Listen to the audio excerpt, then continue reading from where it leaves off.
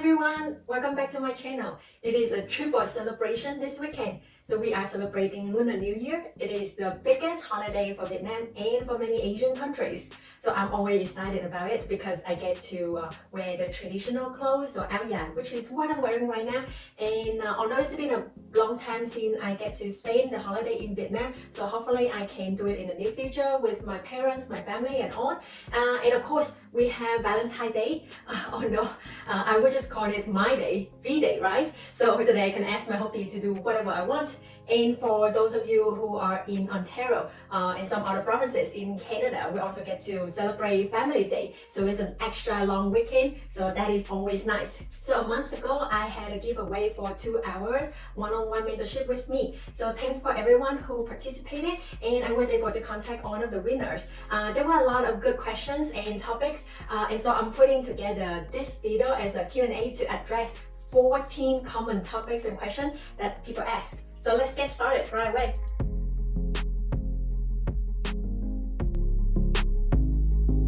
First topic is about motivation to keep going and how to not get overwhelmed, burned out when continuing. So I can go on about this topic for a long time, but let me share with you 3 things about this. So first, it is growth mindset. So in summary, if you believe that your talents can be developed and nurtured rather than fixed originally, then you have a growth mindset.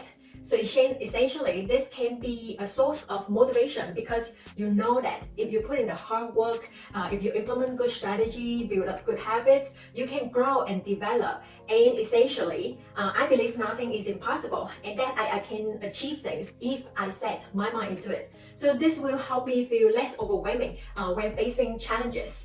With that said though, you cannot just achieve things by having a strong determination only. I believe it comes down to actually put things into actions. Just get started today, whatever you want to do. So if you want to study, sit down and study right after that watching this video. And if you want to start a business, go and do your research, talk to people that have startup experience. So I believe a lot of us have high ambitious plans, but not all of our plans come into fruit because we don't act on it. So get started right now. And last thing is about grit. So it is the ability to persist after setback.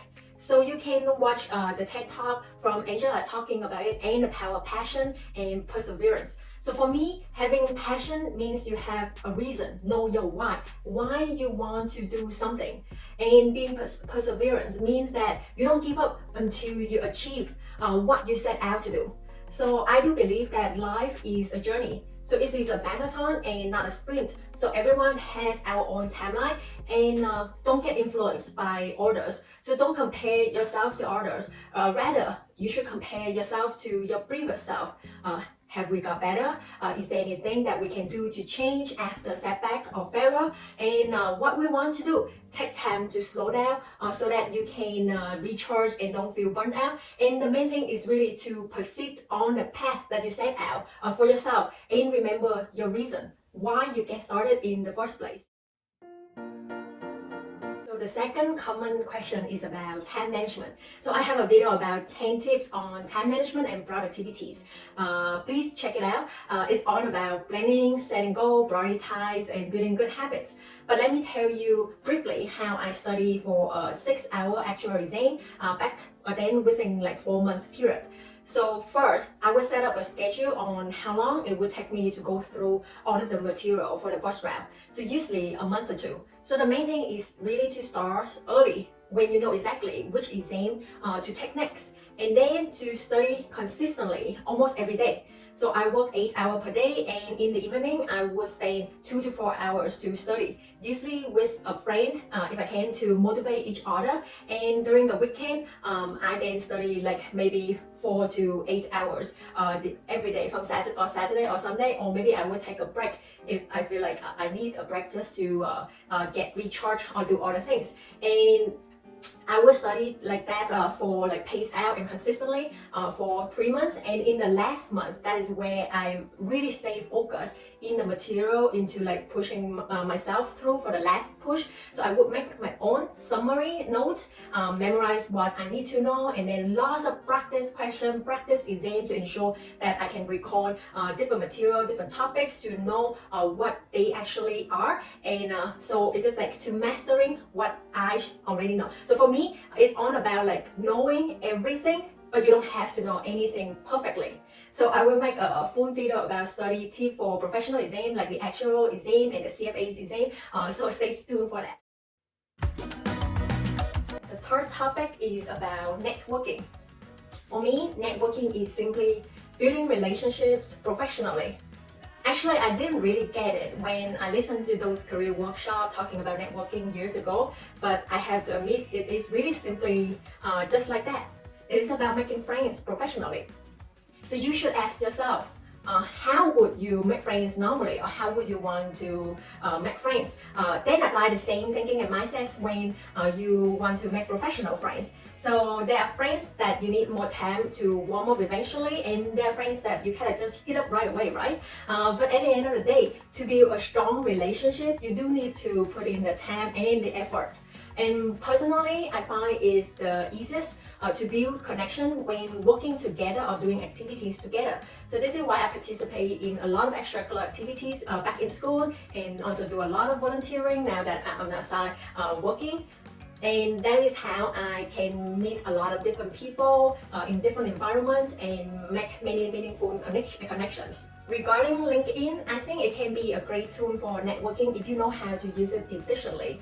So you can actually use it in order to search for people in with common ground with you. So maybe like from the same school, or maybe have the support the same cause, or in the same organization. So it's easier to build up or to have conversation with people that have common topics with you, and learn about the people and be specific when you reach out to ask for specific things for advice. So personally, like if I reach out to someone, and I rarely do because like I do volunteer a lot, so I make my connections through that way instead. But like if I have to reach out a stranger, I do have specific questions in mind and why I want to reach out to that person, and usually asking for advice or for their experience on something that I would like to know. And I would like just ask for, give them my question and ask for like just 15 minutes, like respect their time, and for them to chat with me. So I do think most people would be happy to give you advice if they can. And it's really important that you want to make genuine relationships and be respectful to others. So my last tip is like, do not go out and then just ask a stranger for a job referral or like for a job right at the beginning. Like, would you go up to a stranger in a party and ask, hey, do you want to be my friend? I hope not.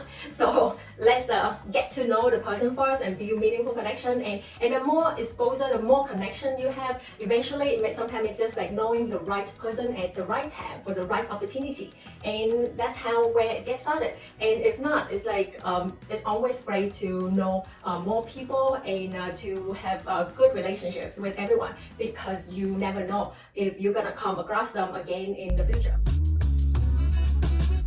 So this is about interview. So if you fail technical interviews, I think that is an easier fix, because it means that there are technical skill or knowledge that you can improve on. So from your interview experience, I hope that you can find out what the gaps are and then seek out for education to fill those gaps. If you get to the final interview and you don't get an offer, well, first, actually congratulations, because it means that you have relevant experience and qualification for the job. Like people would believe that you can do the job to give you an interview. And then your resume is also great, so that like they would ask you for the interview, and also your interview skills are good as well. So now it just comes down to who is the best fit for the job among all of the candidates.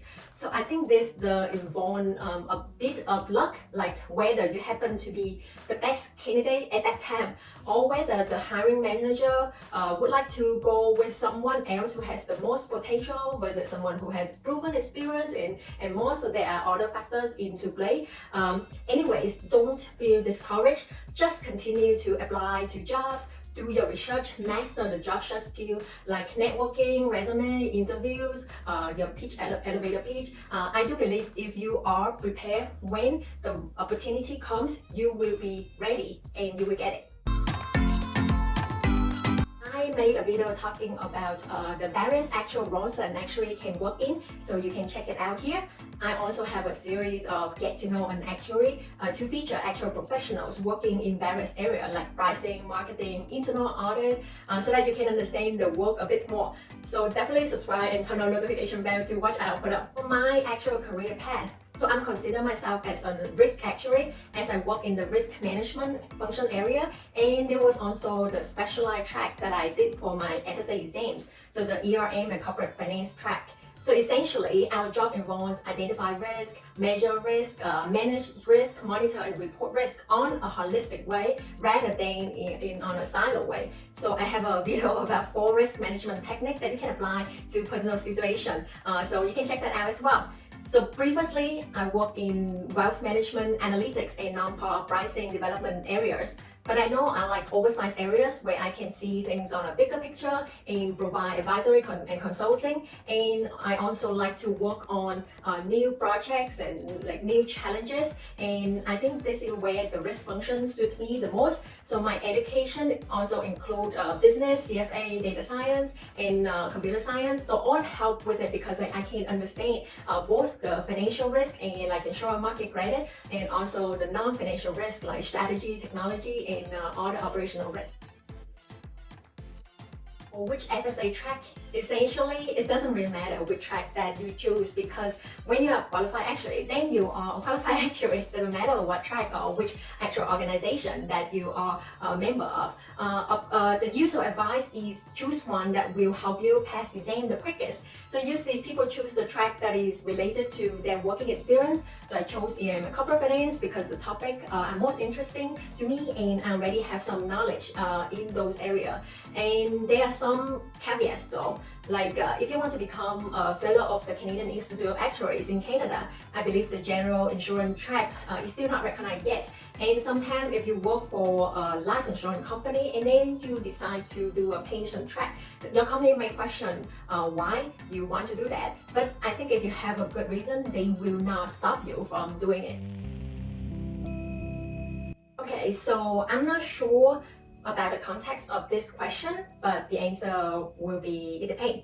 If you could not find actual role, then go ahead and find a non-actual role to build relevant experience.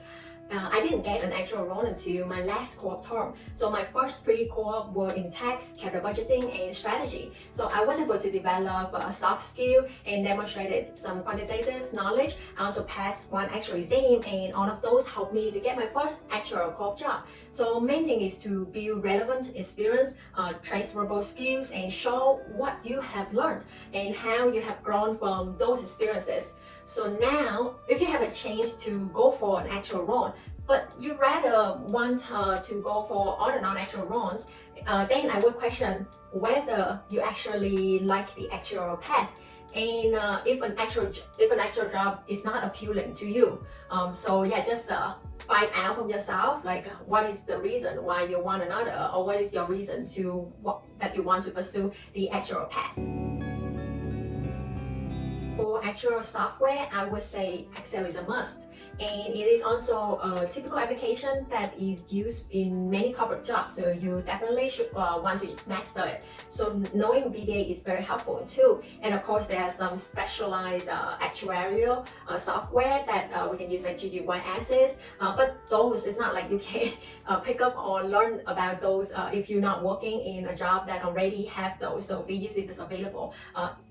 through a company or through a job instead. So for future, I think Python is a great one to learn as a programming language, and R is okay too, but if you have to pick one to put the effort in, I would choose Python myself, and I think it is more versatile.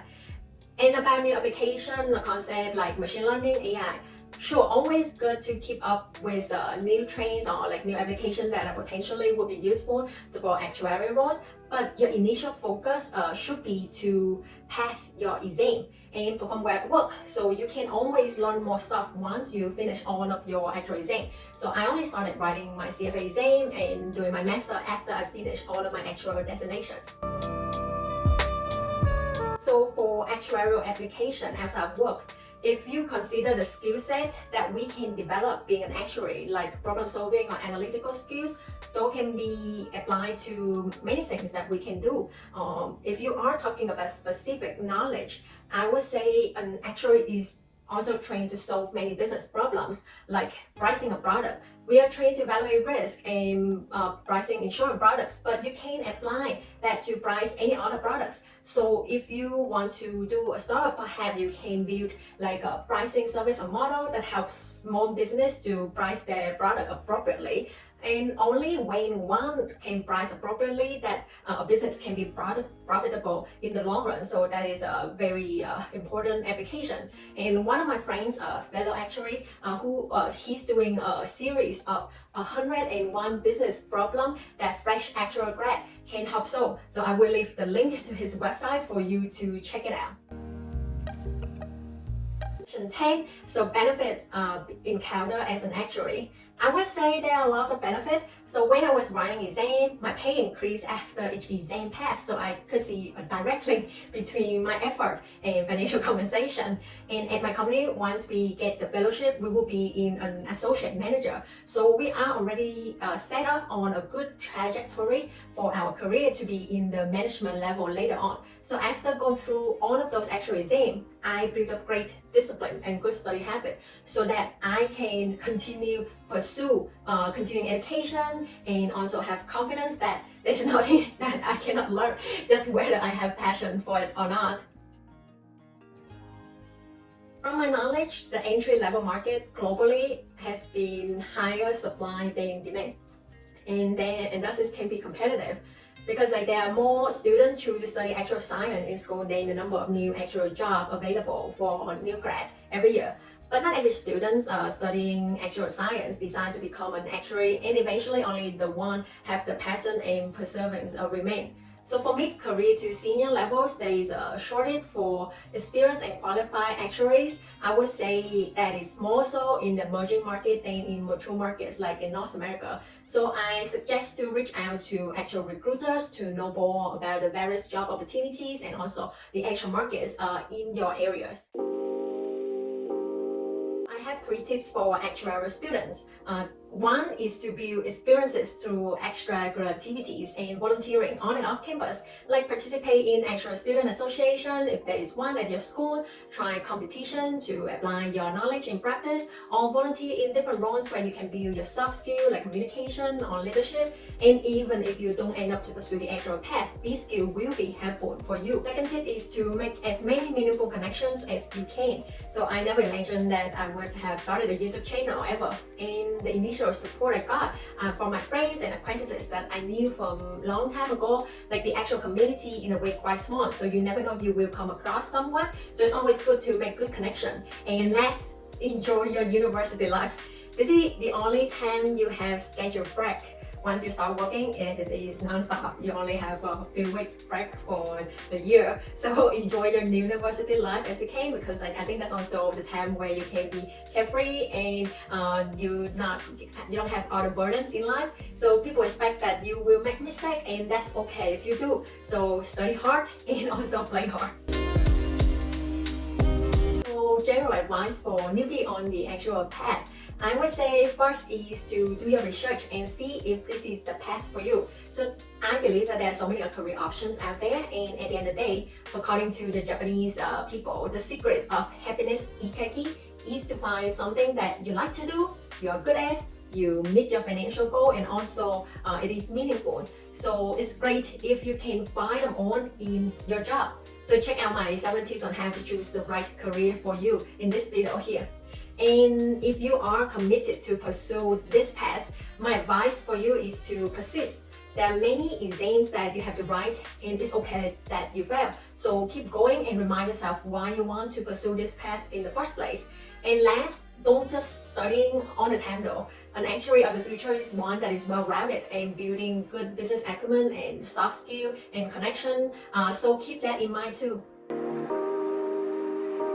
Last topic, advice for people who would like to switch to an actuarial career. So I would say the same tips apply. First, to know why you want to switch, and if you decide to switch, age is not important in the end. So when I got my fellow of the Society Actuaries, the SOS say that the average age for a fellow was actually 32. I was 25 at that time. So it means that there's so many people got it much earlier than 32 and some got it much older than 32.